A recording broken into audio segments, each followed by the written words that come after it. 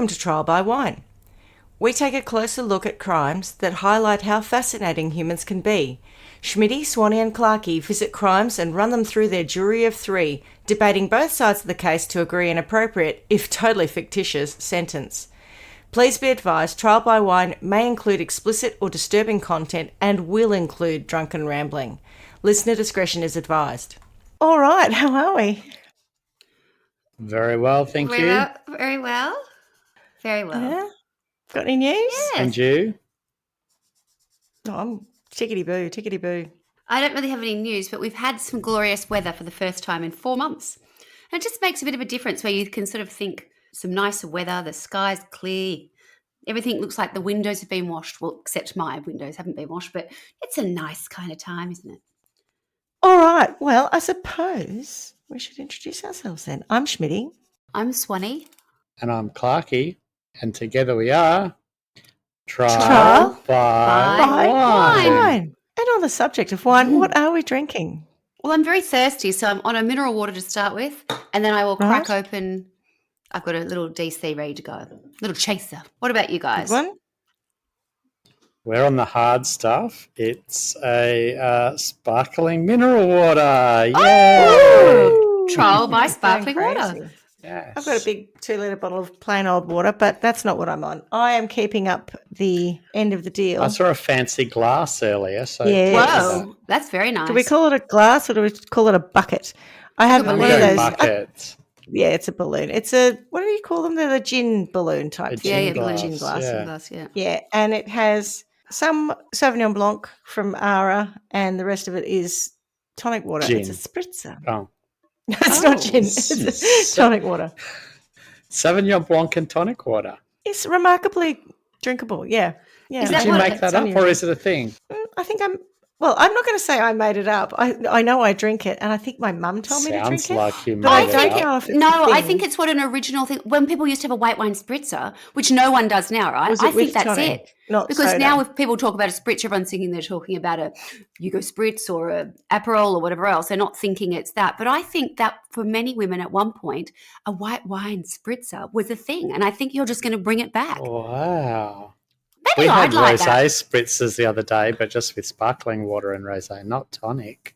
I'd wondered if you guys were going to have some like salamis and cabana and that like with I you did today think of after your making sessions. I thought maybe they'll have some Italian wines and some meat treats. Could you imagine our listeners listening to this as well as us indulging in a cheese plattery kind of thing? Nom, nom, nom, nom. Crunch, Yeah. crunch, No, crunch. no. Yeah. Not ideal. No, probably not. While you were talking, I checked, and yes, you can. People say you can have tonic water in a spritz. There's nothing to stop you, but I wouldn't say I made it up. I wouldn't say it's my invention. Someone else has tried it. But Oh, it's not hang as on. I popular. was confused. Oh, I yeah, wasn't yeah. thinking you said tonic water. I thought it was just like a soda or something. Club So soda, they say. Yes, the tonic is what I didn't even realize you said that. Oh God, yuck. That's exactly where I was going, and you were acting like it was normal, and I'm like, is it just me? It's not Oh, yuck. God, It's yuck. quite nice. It's not Oh, yeah, yuck. you could- That's better. that for Yay! me. Yeah, me being such a white wine drinker, white wine and tonic, they're like the two least favourite things. I think I probably might have been like gin. I think it's a tonic I hate. It's like a gin and tonic, but with a little Yeah, bit of a again, winey gross. taste instead of gin. See, I like gin and tonic. Welcome back, Swanny. Yeah, I'm back So if you just don't like tonic, then fair enough. Of course, you're yeah, not going to I like don't it. like tonic, but that whole idea of a white wine spritzer really does take me back somewhere to maybe my stepmother or someone drinking it. I like a spritz. Yeah. Yeah, I like a spritzer, and Mum always sort of recommended it to not get too shit-faced. Yes. And That's that's you never right. took her why advice, I don't decided on- think. Oh, excuse me. I was going to say that's precisely why I'm drinking one today. Today. And Tony's Yeah, not. when I- Today. When I say Today. when I say I Now. like a Yeah. spritzer, the only reason I would drink one is to not get too shit faced. To not get too shit-faced. Yeah. Yeah, otherwise get shit faced. Yeah, true. Shall I tell you a story? Please Go do. on then. Please do, yes. I've had this one on my radar for ages and ages, and I just thought finally it's time to tell this story. And I'm glad that I sort of spent some time mulling over it because it gave me a bit of a chance to find new sources for research and stuff, because if I'd done it a few years ago, some of these things might not have existed or I wouldn't have been aware of them. So today I'm going to tell you about a very famous case from the US, and I'm no doubt you've both heard of this. This is the case of the death of Caylee Anthony. It's not ringing any bells. mean- And I can tell by your reactions that perhaps Can you hear all those bells ringing? They're all ringing right now. Gong. as such excellent true crime aficionados that you both are. Yeah. Okay, well you'll know the Especially story me. by the end of this. We've probably done it and forgotten it, Swanny. That would be totally. definitely haven't. I'll come off it. I wouldn't know what I've done. I can assure you we have not. covered Although this a one. headline came up the other day, and I went, "Oh, I know that story. I did that ages ago." And they've like rehashed Okay. it, like on Daily Mail or something. And I like, Yeah. there's no new news. It was just I the reckon angle 5 they minutes chose. into this, That's you're going to do the disappointing. same thing. Well, let's see. Oh, I know that one. Hopefully, there's no bells You ringing. probably will know it. You Oh, probably really? will. Okay. It was a big deal, but it was a big deal back in 2008. So it is a bit of an old story. Oh, So I my wouldn't know what was a sources big deal are in 2008. people.com, Wikipedia, Vox. You and I were in the UK in 2008, so I didn't This know was it it. from there. I must say I didn't. Yeah, I'd never read That about was it not there. the I read greatest about it year of here. my life, 2008. I had a new baby and a husband who nearly died, and it was all a little bit of a blur. Right, anyway, what's the story? Okay. Wikipedia, Vox, a 2022 Peacock documentary called Where the Truth Lies, referenced in Time and available on Foxtel. And it's well worth the watch if you like this story. Oxygen.com, The Case of Caylee Anthony is the episode. ForensicFocus.com, CrimeMuseum.org, NewsNation.now.com, FoxNews.com, StateVCasey.wordpress.com, and CNN.com. So, Is that all? yeah, just a few. Let's start at the beginning. Casey Marie Anthony was born on the 19th of March, 1986 in Warren, Ohio. She grew up in what appeared from the outside to be a stable middle-class family. Her father, George Anthony, had worked as a police officer before shifting to security jobs, although he always talked about himself working in law enforcement, but I'm pretty sure he was a cop. And her mother, Cindy, was a nurse. Together with Casey's older brother, Lee, the family relocated to Orlando, Florida, where they lived in a modest suburban home. Those who knew Casey as a child described her as bright and personable, but also prone to truth stretching. Oh, Uh-oh. Yeah. Casey. Teachers noticed that she sometimes... Did she truth stretch herself to death? No. Almost, but no. Teachers noticed that she sometimes made shit up, and friends recalled that she would often stretch the truth to avoid accountability. I was a bit of a truth stretcher in my day. Oh, well, I hope... Certainly on Really? news. I've got actual recollections when we used to get up and tell news. You know, like it would be your turn to tell news. There I were lied on occasion, yeah. two different occasions that I remember. Once I talked about having an older sister, and another time I talked about we'd been to Switzerland and Egypt. And I'd got that straight out of an atlas when I was in about first class. And I Is this remember like saying show and tell, you mean? Yes, like a show and news. tell type? Show and tell, yeah. I think I lied So about I was a something bit of in a show and tell bullshitter. too. I was a bit of a true stretcher. Trust me, there was a significant amount of stretch in that. So yeah, Yeah, but let's that's just two see how- occasions. I think Casey did it a lot more regularly. Yeah. Also, that sounds like harmless truth stretching, which is kind of the best fun. Right? I admire you for those two stories. Do you imagine the kids in the class were going, "Oh, what a lot of bullshit! Sit down, they sit weren't. down." I bet they were done. They What just do you sat there mean going, she's got an older "Where's sister? She doesn't have Egypt?" an older sister. Yeah, where's her older sister? I think it was a lot of seen her wishful older thinking on sister. my behalf. Scandal. No, I definitely wanted one, and I Oh. certainly And- wanted to go to Switzerland and Egypt. But there you go. Love Well, it. I hope that your lying was not attributed to the same things that Casey Anthony's lying are attributed Whoops. to, but we'll find out in a minute. Uh Yep. oh. But anyway, everyone seemed to remember Casey as a bit of a bullshit artist, but they liked her. So she got on all right, but everyone kind of knew that she was a bullshit artist. By her teenage years, Casey was known as social and fun-loving. But again, she was prone to keeping secrets. A lot of parallels. Very well. Yeah, they weren't very good secrets. The most memorable was that she was pregnant because everyone knew she was, but she denied it till she was around 7 months, which, by that time, either she's having the biggest poo baby or she hasn't pooed for Yeah. weeks or she's pregnant. Yeah. Or she's a snake She al- and she's swallowed a She's got a basketball lot hole. of, yeah, that's it. Yeah. She also stretched the truth a bit about who the daddy was.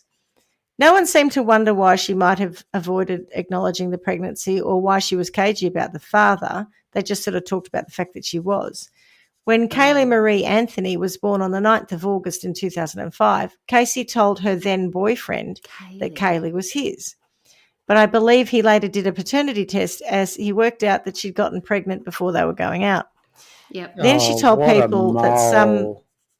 I hate that. some old friend of hers was not the a fan father, of but her. he'd moved away. And that's fine.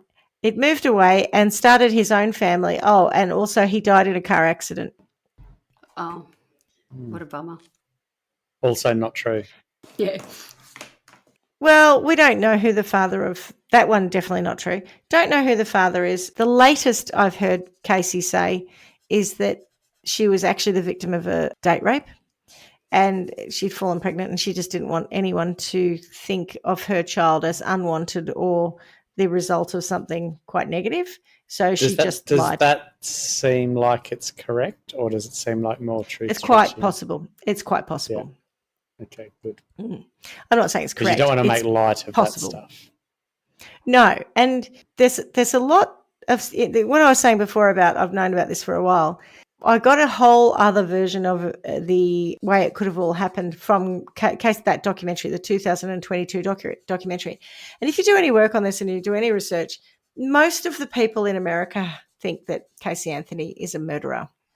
So you're not going to get an unbiased opinion more often than not because everyone decided back in 2008 that she'd done it. And she is telling her own story in that 2022 documentary, which a lot of people say is bullshit. But there is quite a lot in it that make you sit there and think, I can see, with the benefit of hindsight, that is possible. That could have been what happened. Is she the girl who cried wolf? She is. She is. In fact, I think the last line of this is something about her being the girl who cried wolf. But yes, so nice. I still don't know. So she was pregnant. She had the baby. She then Caylee. said that Caylee. Then she said that this other And fellow, she's still a teenager that no at this one point, remembered, right? 19. Okay. When she had Caylee, yeah. She said that this friend was the thing, but he moved away and then he had kids of his own and then he died in a car accident and she cried about that. So she didn't just lie. She made up quite good stories and kept them going. You know, it wasn't Newsworthy, like myself. A narrative, put it that way. Yeah. As with most young women in their late teens who find themselves with a baby, Casey sought support from her parents. Her mother, Cindy, was helpful, but from what I read, also possibly a bit overbearing, which led to Casey telling fibs at times for an easier life. According to all of Casey's friends and everyone who was interviewed with regards to the way she treated her child, she was a loving and attentive mother. Not a single person said otherwise. She didn't go out partying constantly. She might have gone out once a month or so. And that is not the view that the media would have you take. The media would like you to think that she was a party girl, encumbered by this child. She would often take Caylee with her to her friends. And because her mother didn't like that, because her mother acted like Caylee was hers, or that, her mother did that kind of standard thing that a mum would do, going, you don't know what you're doing. You're not a good mum. You're too young to get pregnant, yada, yada, yada. You're a child yourself. How could you possibly raise a child? That kind of behaviour. So Casey would lie to her, basically, and she would take the baby with her to her friend's house or whatever, but she'd tell her mother and the others that she had a babysitter whose name was Zenaida Fernandez-Gonzalez. And Zenaida Fernandez-Gonzalez would often look after Caylee. When you say she told that, it's just a lie, is it?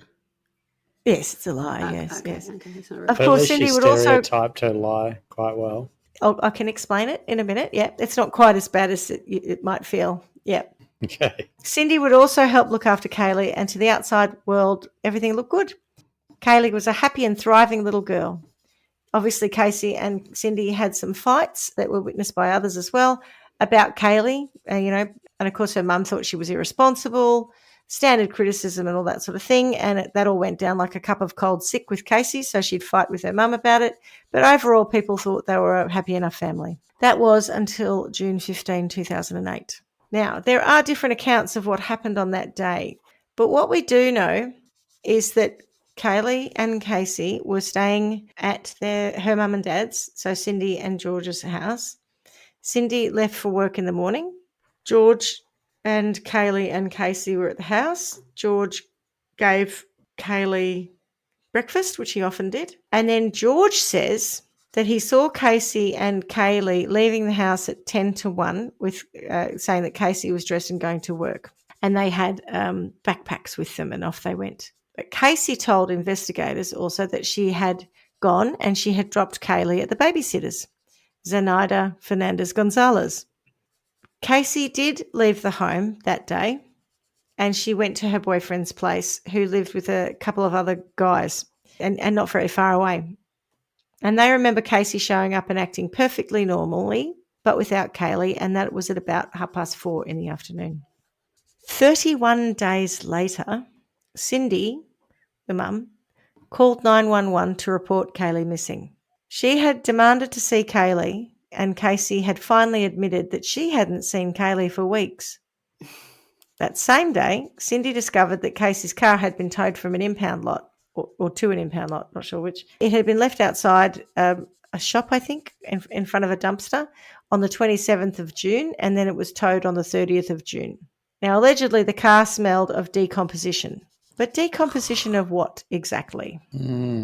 That's what I was wondering. I bet you're going to tell us. I am. So obviously everyone wanted to know what had been going on for 31 days. How can a mother not report her kid missing or abducted in all that time? And what was she doing? What were they all and doing? As it turned out, thank you. Didn't they all live in the same bloody house? Well, I think Casey went to stay with her boyfriend a few days a week, but I don't think she went to stay with her boyfriend for 31 days straight. Yeah. And honestly, any grandmother or person who's involved in a baby or young person's life is going to want to know where they are after like 15 minutes, certainly a couple of days. Should be like, you wouldn't wait 31 days. Well, while we're on the topic, do you not think any mother or grandmother, as you just described, would also have expected to have met this babysitter? Yeah. I would have thought. ZFG we're talking about. ZFG. ZFG. Apparently, Casey had told her mother and others that she was using ZFG services for like a year or something. It wasn't like just then. But no one's seen her. No one's seen her. Grandmother, surely you'd go, can't I have her? Don't send her to ZFG. Why does she get her all the time? How old is Caylee at this point? Caylee's 2 and 10 months. So she can speak. Just under 3. Yeah, she could speak. Yeah. And she could walk and all the rest of it. But I think their grandmother, Cindy, loved having Caylee around. Yeah. But there was a bit of a kind of like... She's your kid as well. You know, you've got to grow up a bit. She's your kid, yeah. So I get there that were too, elements of like if someone reported, I can't remember who, but someone said that if Casey went out one time, if she was out, you know, after 9 or something, the mum would be ringing her going, come on, come home. You got to put your kid to bed. She's your kid. I want to go to bed, you know, that kind of thing. No. And so it made it easier for Casey just to take Caylee with her. Point is, Zenaida didn't exist, but Casey didn't. She had another friend who looked after her every now and then too, but she generally didn't foist her kid on other people. She would take her kid with her to her friend's house or whatever, and they weren't going out clubbing or whatever.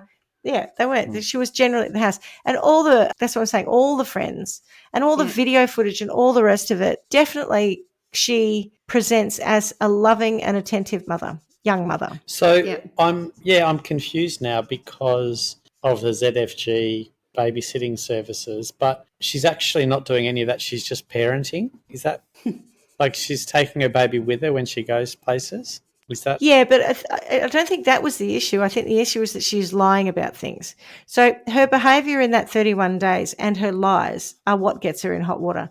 It's the absolute boy who cried wolf is what happens here. Yeah. But I'm just trying to get my head around that whole thing of the mum and ZFG and but really there's nothing going on other than she's just taking her baby with her. That's what I read. Not like she's locking it in a cupboard or leaving her in the car or anything like that. There was a bit of scuttlebutt with no evidence whatsoever that she had left the kid in a car, but there was no evidence that she ever did that. And someone made the suggestion was she at the pokies when she did? No, allegedly? She called. The problem was she called Zenaida Zanny the nanny, and that's a terrible problem. Because people jumped to Xanax. Zanny being a word for Xanax, right? Oh, really? So people decided that what she meant by Zanny the nanny was that she was drugging her child baby. and sedating her child and leaving her in the boot of the car to sleep. None. Absolutely none. Oh. Yeah, right. But Wow. I still read people on Reddit and all the rest of it saying, oh, she sedated the kid. There's absolutely no evidence that it happened whatsoever, but people have made this decision that she did. But so I guess the bit I'm trying to get clear is, despite all of this carry on and rumours and whatever, what we understand is that she was just taking her baby with her when she went to her friend's house. Correct, yeah. Yeah. And she was annoying people in as much as she was telling people that she had a job and, can you babysit for me because I've got to work? But she didn't actually have a job. So, and she hadn't, and she told the police that she worked at Universal Studios. But so she was getting people to babysit. Yes, but when I say she fraudulently. didn't have a job, she was, and she did a bit of that, but it was one friend. And when the friend found out she didn't have a job, she's like, fuck off, I'm not babysitting for you now, you user. And so she's like, okay, fine. So then Cindy, what was she the mum, doing did more of it. when she was pretending to be working? What was she actually doing that made her give? I'm not sure that she wasn't working, but she wasn't working in Universal Studios or the other place. So let me get into what happens in the 31 days, and Okay. Yes, I I need to to know know. a sense about her, right? Because I'm like, that makes no sense to me as a parent or anybody. To be honest. Yeah, I had big judgy pants on, but I bet you probably do. let's see do what, this. because none of this makes sense at this point to me. Go. None of this does make sense. I'll go so far as to say Caylee Anthony does not behave in the way that anyone would anticipate or expect. Okay. And that's what makes this case weird. Okay. So she stays at her boyfriend's place and she's just starting going out with this Tony Lazzaro guy. And he was a party promoter. And so she was working with him cash in hand. So she was going, in this period, she was photographed at clubs and socializing. Mm-hmm. That's what it looked like. But she was actually working for, or at least with Tony at the time, managing shot girls. Do you remember Carla, 2008? The women who'd walk around trying to sell you shots Vaguely. from whatever the latest company was in their skimpy outfits and all the rest of it.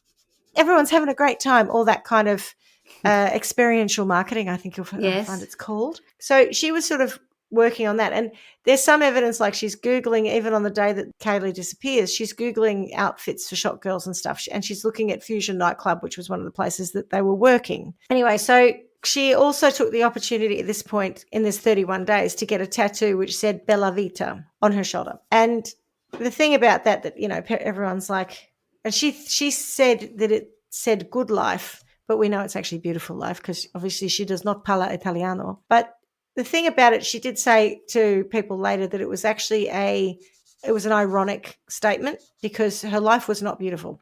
She wasn't in work. She was a young parent. Not that she had any problem with Caylee, but she's living at home with her parents. Oh, yeah, because people love doing ironic tattoos. That doesn't sound right. Well, I don't know. I mean, having watched a lot of her, I could imagine that she might have thought it was smart at the time. Anyway, she didn't appear. Well, yes, she didn't appear at the time to be concerned at all about where Caylee was.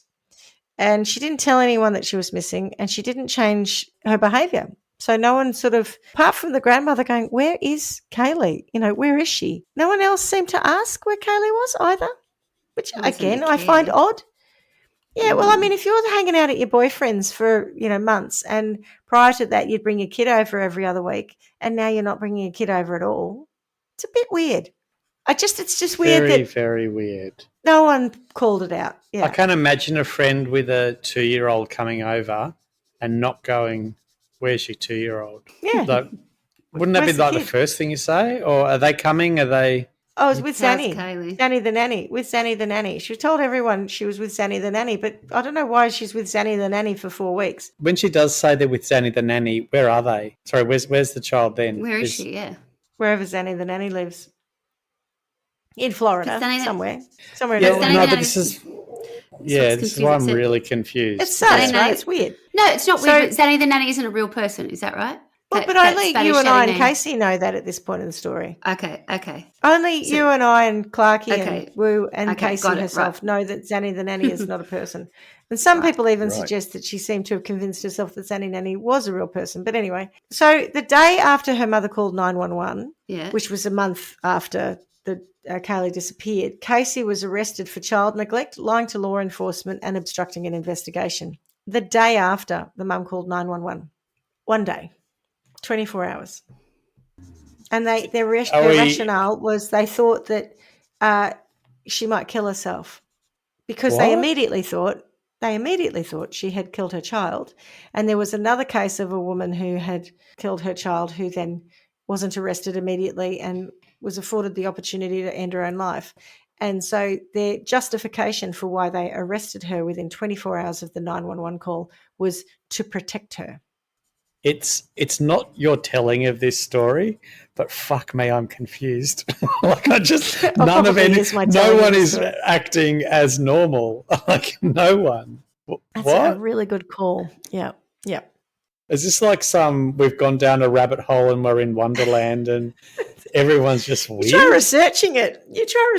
Go, fucking hell. What? How do I tell them that? They're not going to get We arrested you within a day for no reason other than you thought you were going to kill yourself. Did we even investigate or they just went? No, we just immediately assumed that you killed your kid is what I took from that. Yeah. Fuck and we better keep you in custody in case you kill yourself while we seek to prove that that's the case. So she told there's a quote from George where the policeman shows up. And remember, George is ex-law enforcement. Yep. And the police talk to him all the time about, like he's one of them because he's the ex-law enforcement. And so they show up and they say, oh, look, we're just taking Caylee down to the cop shop for some questioning. She'll probably be there a while or she's not coming home or something like that. So they basically tell George immediately, we're taking her in and we're arresting her. Well, she's not coming out. And he's like, yeah, no worries. Yeah. Yeah, he is. Just swing past Zanny Nanny on the way so you can see if Kaylee's there. What? So then they're saying to Casey, okay, tell us what's happened. She's very composed the whole time. And she says, oh, Kaylee's been kidnapped actually by Zanny the nanny, Zenaida Fernandez-Gonzalez. So they've arrested her for lying to police or something. So she then lying goes to and lies to them. Obstructing an investigation. She never stops lying to them. Yeah. In her written statement about what she had been doing in the 31 days, she said, for the past 4 weeks since Kaylee's disappearance, I've stayed at Anthony's apartment at Sutton Place. I've spent every day since Monday, the 9th of June, 2008, looking for my daughter. That's definitely not true. Although there was some evidence that she was out in the woods looking for her. Okay, so she says, I've stolen from friends and family to do whatever I could by any means to find my daughter. Mind you, she did steal money in this 31 days. She stole it from her friend Amy, and I think it was like $400. I think she got a checkbook or something and wrote a fake check. But she did not steal that money for whatever means to find her daughter. She just went shopping and bought some clothes and shit. I avoided calling the police or even notifying my own family out of fear. I have been and still am afraid of what has or may happen to Caylee. Every day I've gone to malls, parks, any place I could remember Zenaida taking Caylee. Illusions nightclub. Fusion. I've tried to find any information, Caylee or Zenaida, whether by going to a popular bar or restaurant. Yeah. Hang on. That's how you do it. I'm going to go to popular bars and restaurants to find information on my missing daughter. My kidnapped child. Yeah. It'd be the first thing that come to my mind for sure. So is she now saying that her baby hasn't been seen for 31 days and was kidnapped by the babysitter, but she didn't report it? Her mum had to 31 days later? Is that? Yeah. Am I reading the room right? I think so. That's and right. but that's not to say she hasn't been on the case herself. She's been doing a lot of self-investigation. Yes, I'll investigate myself. I won't report it. No. I will find her myself. That sounds credible. Sure. Yeah. Sorry. Encyclopedia Brown. Don't want to put you out at all. I'll look for it. I'll do it myself. It didn't take long for the investigators to discover that this story is a bit of bullshit because Zenaida Fernandez-Gonzalez does exist, but was not her nanny. And Zenaida Fernandez-Gonzalez is a nanny, though, but just not in that area. Not in that area, no. And incidentally, Zenaida Fernandez-Gonzalez sued for defamation afterwards. So she should have. So they'd never met. They same state. How did she know about it? I think she'd heard of her from someone else who might have used her services, but she certainly didn't know her herself. She told them, she took the police to a unit where Zenaida was allegedly living, and obviously Zenaida wasn't there. And they said it was really weird. Like she walked through and people would look at her and she's waving at them like they know her and they're waving back like, who's that? Who are you? And it turned out that another friend of hers had actually lived in that apartment block. Yeah. So she says herself, she seeded truth in all of her lies. So there were elements of truth in every lie that she told to try to keep them to be believable.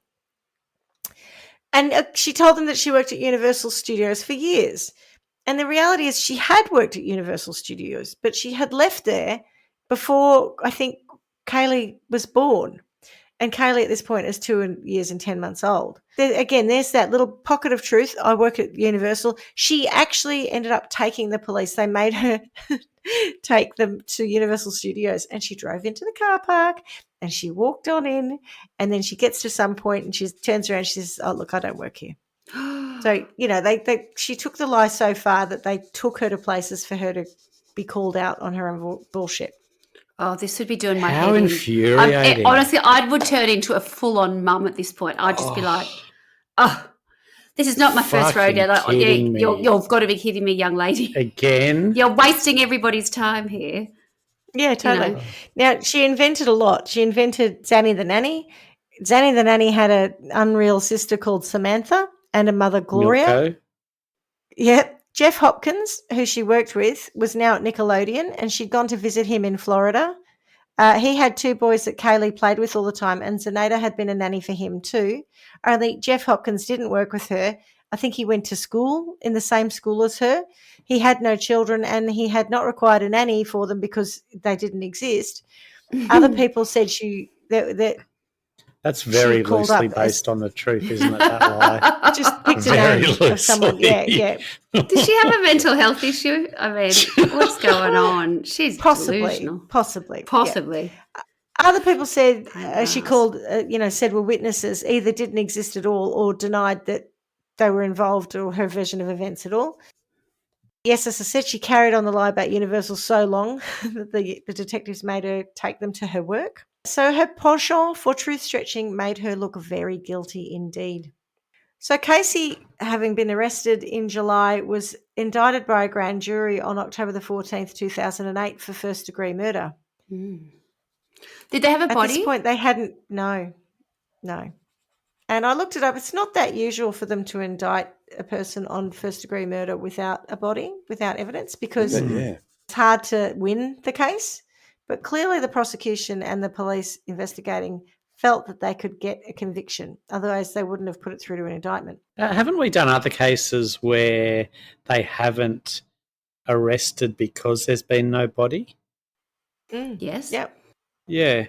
Like, I'm telling you, they were convinced that she had murdered her child. They were convinced she had murdered her kid. It was just a matter of time. And even if they couldn't prove that just people, everyone thought she'd done it. I mean, on surface value, I reckon I'm convinced she did too at this point, but I am keeping an open mind. I think I've got no idea what's going on. I mean, literally, there's some poor kid that's missing with a mum that just seems to be pretty calm about it all. I don't know if she's suggesting something bad's happened to her, or she's been kidnapped, or she's gone missing, or she's been murdered. She's don't know what. By. Don't worry, she'll be back. I Casey believe actually thinks. I believe it. I believe she'll be back. I'm sure she's fine. And Nana and Pop haven't wondered for 31 days. Imagine actually trying to investigate it and talking to these people and going. Who has? Sorry, Nana's been investigating. Nana has. Nana didn't wait till day 31. Nana kept asking, "Where's Caylee? Where's Caylee? Let me see Caylee." And then she rang 911, and she rang them 3 times because she's like, "There's something wrong. This kid's missing. There's something wrong." Okay. And done, eventually, Cindy. And she and Lee, the older brother, basically got it out of her that Caylee was missing. So on December the 11th, 2008, Caylee's body was found less than a mile from the Anthony house. Oh, hang on. When was that? Sorry? December 11, 2008. So 5 months. Is that like 6 months later? Yeah, June to December. Yeah. As an aside, a man named Roy Cronk tried to get the police to pay attention to a suspicious bag in the area in August, 4 months before, But the police did a half-assed job looking into it and didn't take it seriously, even though they had an active abduction case on their hands, and the spot they were looking at was less than 1,600 metres from the Anthony house. This is nonsense. So hang on a minute. Somebody named Roy Kronk. So there's a suspicious bag. There's a suspicious bag, which 3 times. could have had the Three baby times in he called the it. police. 3 times Where he was called the the police. suspicious Was the bag? baby in the Thing down bag? there, probably, most likely. What? The baby's body Where- would have been in the bag, yeah. Where was the bag, Schmidty? What? I know it was near the house, but doing it. About 16. So you walk down, you come out of their house, you turn turn right, walk down a road which had an ironic name. I can't think of, like Pleasantville or something. Can't remember what it is now. Turn right, and then there's like a Safety Street. As you walk out, you get to like a Common Sense Street. No, as you walk out, God, I had it today. I forgot to write it down. You walk out onto this drive, and it turns into a big forested area on the right-hand side. And it's Okay. almost like, when you're walking along and then there's a park, or, you're walking to a green belt. It's like Yeah. you walk to a green belt, but where the body was almost like, I don't know, 15, 20 metres just there. Into it. So you could have walked, and I say this later, but you could have walked 20 minutes into this forest and put the body in there and no one would ever find it. This body's Is like Roy right Kronk on the edge. real? 20 minutes in, yeah. Roy Kronk is real. I wonder whether or not because his name was Roy Kronk is why the police did not take him I seriously. mean, it's fair. But I it's could not his understand fault. that. But 3 times, It's and like the world the according to body's Cunt. in the bag, called. and no one. It takes them 4 months to. What? And he says something about and then after this, there's a cyclone or a tornado or something comes through the area because being Orlando, and so a lot of water goes through the area, the woodlands where the body is at this time. And he says, "Yeah, no, that's where I saw it, but it looked different because at the time it was only a month old. It wasn't, 6 months Several old, months and decaying or whatever. and Yeah. beaten up and animal predated and stuff. Anyway, we'll get onto that." That failure to act significantly impacted any evidence that could have been gathered at the time, and the officer was subsequently fired. Yes, So Swanny. just quickly recapping. So Caylee last Can seen. you 15th, please? Hang on, let me just get my whiteboard out. Page 3 of 10. Page 3 of 10. Caylee last seen 15th of June 2008.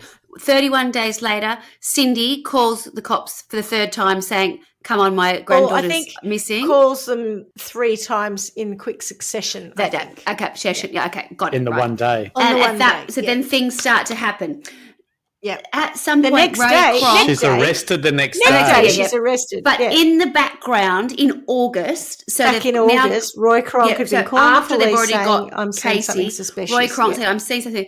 That's ignored. When they find, this is what my question is, when they find this bag, is that based on Roy Kronk's direction? No, it's just totally random. Good Who finds question. that in December? No, I think someone else actually finds it. It's not Roy Kronk, I think. Okay, so that's what I was It's like thinking. some I got the service impression that worker Ray or Kronk had something been finds it. ignored, but there was He had. when they went back, they found that And he record. gave up, So right? this He is tried a 3 different- times and yeah, then he thought, correct. okay. Yeah. And the story Shonky I heard, Cronky. which was on the Oxygen episode, was that the police, 2 policemen had shown up, constables or whatever, showed up, and one of them slipped a bit walking into the foresty bit, and he was like, ugh, not anywhere not near on the the remains, body. but he just slipped in the muddy Yeah. area, and he was like, fuck this for a lark, and then left. Let's And not that go was there. why they Out of didn't there. investigate, because it was just a bit inconvenient and Oh, gross. too muddy. muddy. Oh, well, no, that's It was fair. muddy. Yeah. It's a swampy sort of area from what I can gather. Does anyone behave like a normal person in this town? Yeah. Not so No, far. They don't. Not so Or far. maybe no. Roy Kronk. Roy Kronk is the most normal person in the story so far, yes. So poor Caylee's body was badly decomposed, so they were unable to determine cause of death. But they did test her hair for drugs, and there were none. And there was no sign of blunt force trauma or, there was no striations on the bones or cracks to the skull was intact and all the rest of it. So there was no evidence of, and I'm not Would you sure if expect they Zanny were to able be to in find her a hair? hyroid bone. Yes, you would expect You would? Zanny to be in her hair, but there wasn't any. Yeah. Yes. Right. Zanny You or can any cross other that drug. off. You can stop chasing No that drugs. red herring. Correct. Malnourished. Yep. No, she wasn't malnourished. She was very well cared for. Her body had been wrapped in a blanket and then black plastic bags, and then it was put in this laundry bag, and it was a white laundry bag, sort of a canvas bag with a metal opening, to keep it open so you can chuck your laundry in, that kind of thing. Mm. So I imagine that whenever on Caylee wheels? died, no, it's just a canvas bag, but like a. Do you know what I mean? I've had one like that on wide one. wheels. Yeah.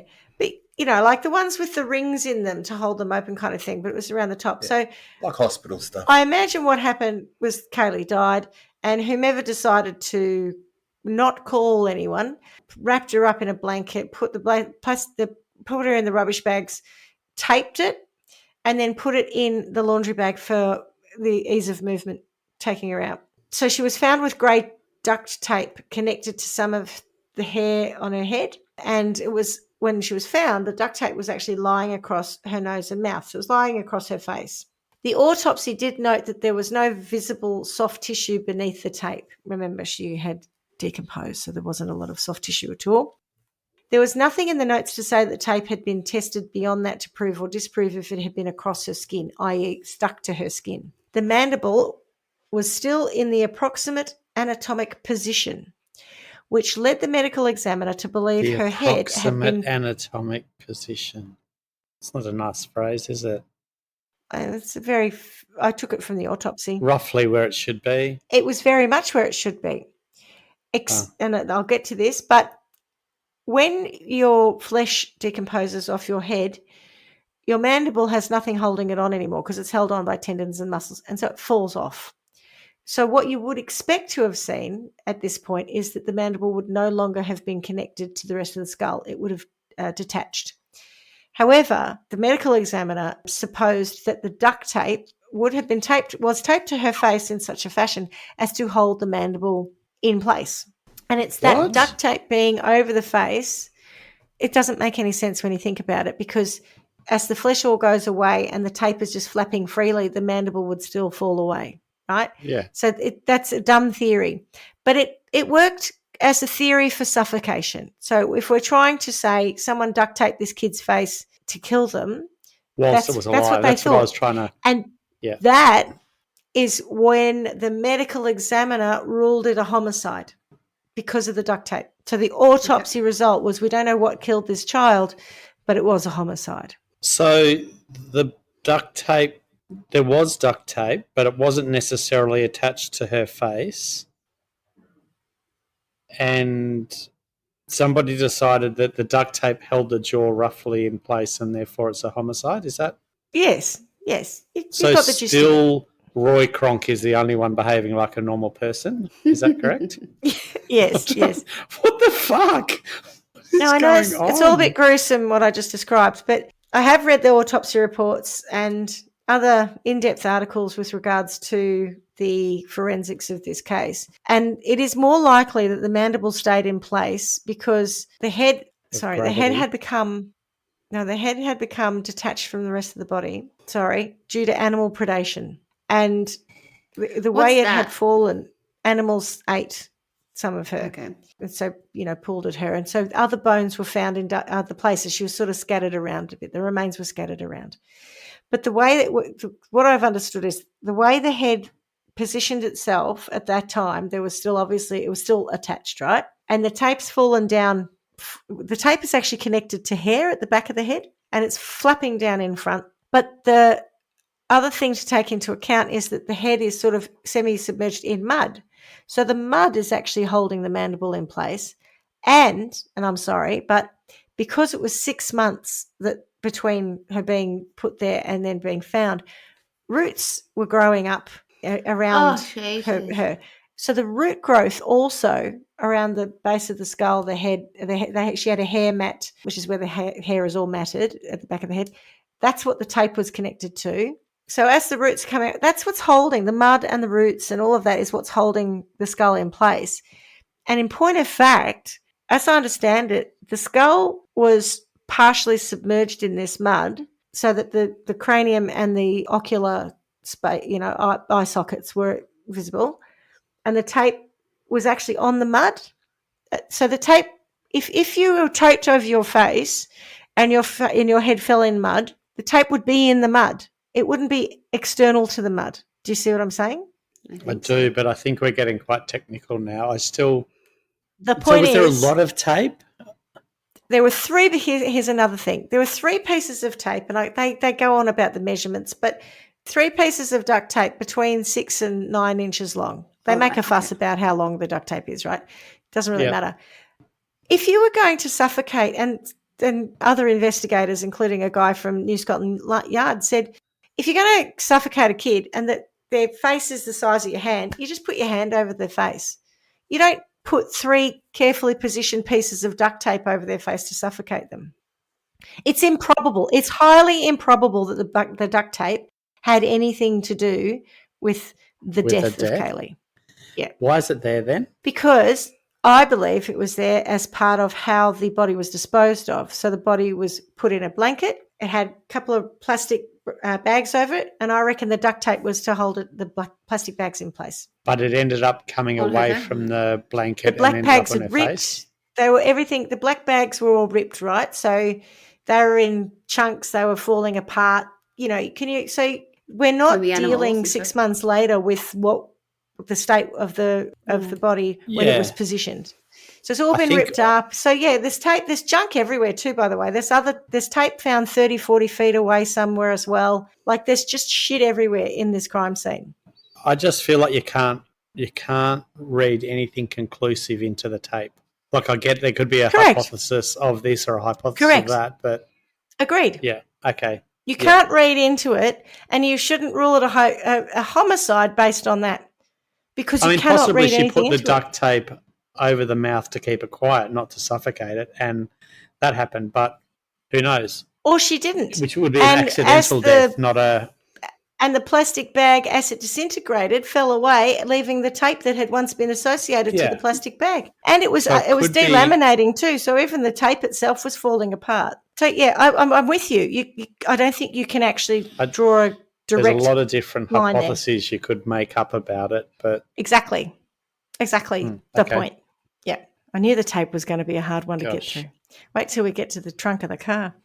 I mean, it's all been so simple otherwise. I know. Exactly. So, you thought Scott Peterson was a hard one to get through. Yeah.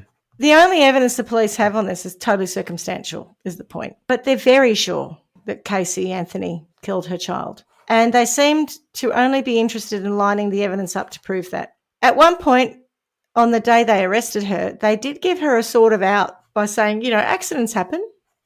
Maybe she drowned. They had an above-ground pool. Maybe she drowned. Maybe something happened. Is there something you want to tell us? Maybe you don't want your family to know, or you'd be upset or whatever, that sort of shit. Nope, she stuck with the line.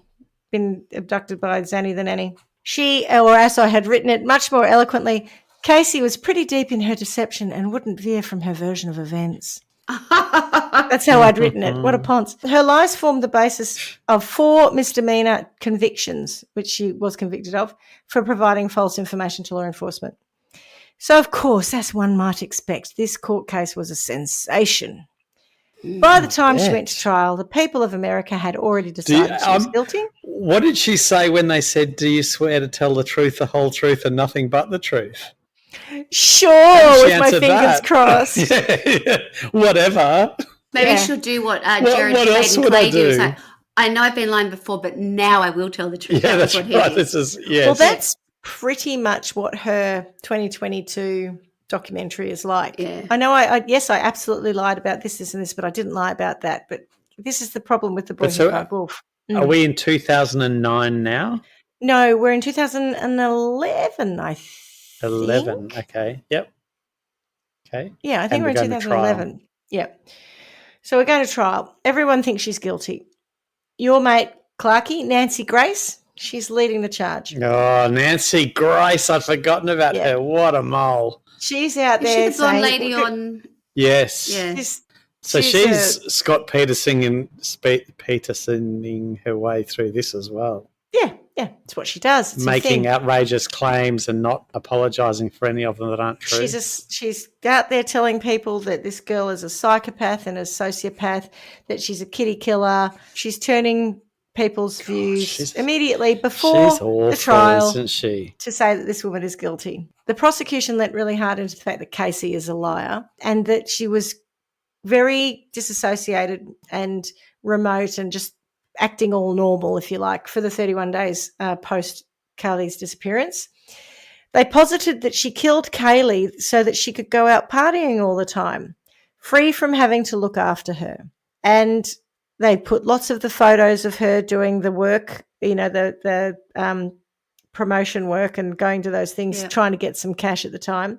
They put them everywhere. They were leaked in the media. Everyone saw these images. But I'll just remind you again that all of her friends and family and people who knew her prior to Caylee's disappearance said she was a doting and loving mother, and there was no indication whatsoever that she ever resented having Caylee. None. But Casey is a big fat liar. When you say there was no evidence of her, apart from the fact that she went places and no one knows where the baby was when she said she was with Zanny the nanny? People did know, so the people she was with knew that Caylee was with them. But Mum thought she was with Zanny the nanny because that's what she would tell her. But didn't you say she would turn up to people's house and say the baby's with Zanny the nanny? She never abandoned. No, it was only really telling her Mum. Yeah. And then that friend. She went to friends' houses. No. What she did with that was she lied to friends and got them to babysit for her, saying that she was working.